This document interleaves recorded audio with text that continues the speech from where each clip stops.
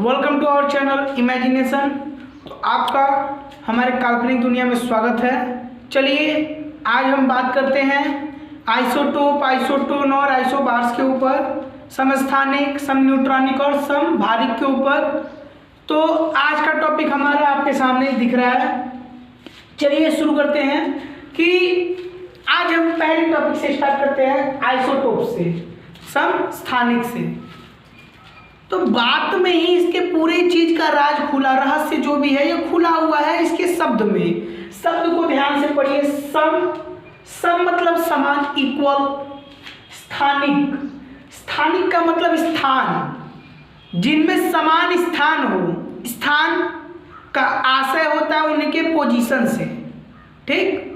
Position मतलब स्थान होता है, मतलब हम यहाँ पे आशय दे सकते हैं वे सभी जिनके स्थान समान हो परंतु द्रव्यमान संख्याएं भिन्न भिन्न हो, अर्थात परमाणु क्रमांक जिनके समान होते हैं। परमाणु क्रमांक के आधार पर ही तो आवर्त सारणी में उनको स्थान दिया गया है।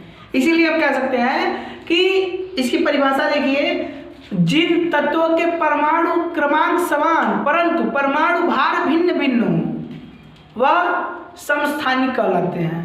उदाहरण के लिए देखिए हाइड्रोजन,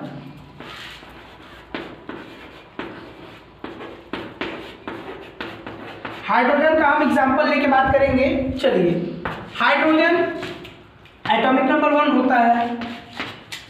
इसके 3 समस्थानिक पाए जाते हैं। पहला हाइड्रोजन 1,1, हाइड्रोजन 1,2 दूसरा और हाइड्रोजन 1,3। पूरे कह लीजिए हमारे जहां तक हमें तत्व ज्ञान है वहां तक हम लोग यही जानते हैं कि केवल एक हाइड्रोजन ही ऐसा है जिनमें इनके जो समस्थानिक हैं इन्हें अलग अलग नामों से जाना जाता है। जैसे इन्हें हाइड्रोजन कहते हैं, इसे ड्यूटीरियम कहते हैं, इसे ट्राइटीरियम कहते हैं, ठीक। और सारे एग्जांपल्स देखते हैं, जैसे कार्बन।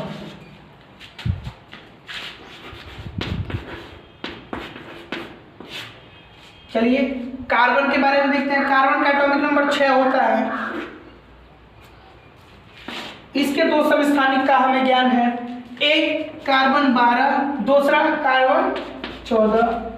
इसी जैसे क्लोरीन के ऊपर देख लेते हैं। क्लोरीन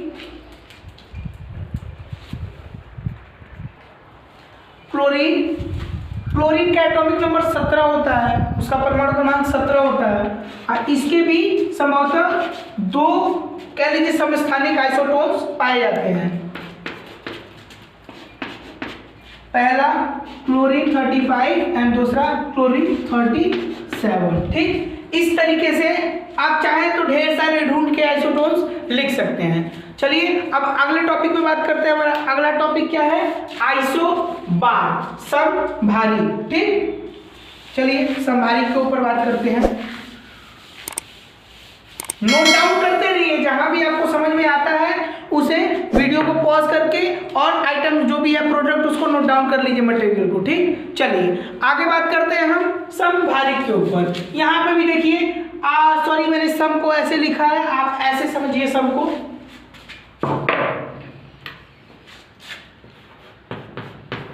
समझने के लिए आपको एक ट्रिक बताते हैं। जैसे इसे हमें शब्दों में पूरा रहस्य सुलझा दिया था, वैसे इसमें भी इनके शब्दों में ही रहस्य छुपा हुआ है। जैसे सम मतलब समान, भारिक मतलब जिनके भार, मतलब वे तत्व जिनके भार समान हो। भार मतलब द्रव्यमान संख्याएं, ठीक। अर्थात हम ऐसा कह सकते हैं कि परिभाषा देखिए कि जिन तत्वों के परमाणु क्रमांक भिन्न भिन्न तथा परमाणु द्रव्यमान संख्याएं समान होती हैं वह समभारिक कहलाते हैं। उदाहरण के लिए देखते हैं। चलिए हम यहाँ पे ब्लैक बोर्ड पे ड्रॉ करते हैं, आप देखिए। चलिए एज एग्जाम्पल समझते हैं समभारिक। हमें अभी पता चला है कि जिनके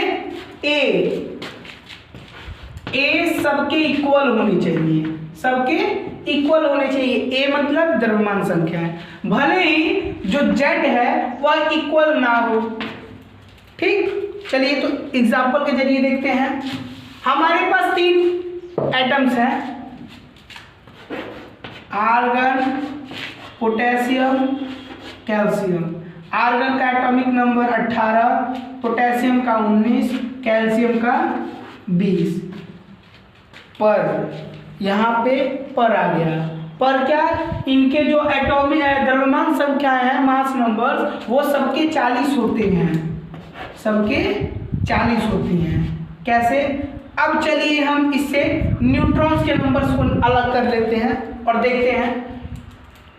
यहाँ पे हम इसको a minus z is equal to n, a minus z is equal to n, इस फार्मूला के जरिए इसमें से निकालेंगे। इस a में से z को घटाएंगे, हमें n मिल जाएगा। ये हमारा जो पोजीशन है, यहाँ हम n लिखेंगे। ठीक, यहाँ हम n लिखेंगे। चलिए अब यहाँ से 40 में से 18 घटाते हैं तो हमें कितना मिलेगा? 22। क्यों? 22 8 30 10 40। चलिए यहाँ पे 40 से 19 घटाते हैं, कितना मिलेगा? 21। यहाँ 40 से 20 घटाते हैं, कितना मिलेगा? 20। तो हम देखते हैं कि न्यूट्रॉन्स अलग अलग हैं, न्यूट्रॉन्स अलग अलग हैं, इसीलिए इनके जो न्यूट्रॉन्स और प्रोटॉन्स का कॉम्बिनेशन है, उनसे एक इक्वल नंबर सबके पास आ रहा है। ठीक, इनके द्रव्यमान संख्याएं समान हैं, इसीलिए इन्हें समभारी कहा जाता है। ठीक, तो आशा करते हैं आपको ये चीज समझ में आया होगा। आप चाहे तो पॉज करके नोट डाउन कर लें मटेरियल को। चलिए आगे बढ़ते हैं। आगे हम बात करेंगे सम न्यूट्रॉनिक वाले चैप्टर टॉपिक पे। सम न्यूट्रॉनिक, आइसोटोन। आइसोटोन क्या होता है? संभवतः इसके बारे में कई लोग जानते भी नहीं होंगे, लेकिन आज आप इसे जान लीजिए कि आखिर आइसोटोन होता क्या है, आइसोटोन होता क्या है और आइसोटोन होता कैसे है। ठीक, चलिए इसके ऊपर बात करते हैं। जो ऐसे पदार्थ या ऐसे तत्व जिनके न्यूट्रॉन्स की संख्या समान हो, किनकी न्यूट्रॉन्स की संख्या समान हो, वह सम न्यूट्रॉनिक कहलाते हैं। जैसे के थ्रू समझते हैं, जैसे कार्बन है, नाइट्रोजन है और ऑक्सीजन है, इनके समस्थानिकों को ले लेते हैं। जैसे कार्बन 12 और कार्बन 14 होता है, हम यहाँ से कार्बन 12 को ले लेते हैं। ठीक, सॉरी कार्बन 14 को ले लेते हैं। ठीक, फिर नाइट्रोजन होता है, नाइट्रोजन के हम एक समस्थानिक नाइट्रोजन 15 को ले लेते हैं। फिर ऑक्सीजन के ओरिजिनल पार्टिकल ले लेते हैं। आपको क्या दिख रहा है? इनके एटॉमिक नंबर भी अलग अलग हैं, एटॉमिक वेट्स भी है, सॉरी मास नंबर्स भी अलग अलग हैं, ए और जेड सब अलग अलग हैं।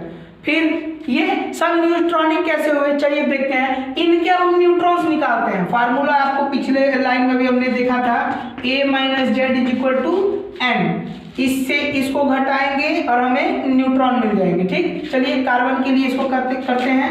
14 में से 6 घटाएंगे, 8 मिला।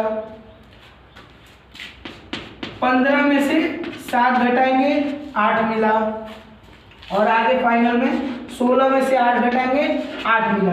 आप देख क्या रहे हैं कि ये 8 जो है सब में इक्वल है, मतलब जो न्यूट्रॉन्स की संख्या है सब में इक्वल है। तो इस तरीके से वे सभी तत्व जिनके न्यूट्रॉन्स की संख्या समान होती है वह सम न्यूट्रॉनिक कहलाते हैं। इस तरीके से आपका समभारिक, समस्थानिक और सम न्यूट्रॉनिक खत्म हुआ। आपका ये चैप्टर यहाँ खत्म होता है। अगर आपको इससे रिलेटेड कोई सी भी क्वेश्चंस फंसती है तो आप ग्रुप में पूछ सकते हैं। धन्यवाद।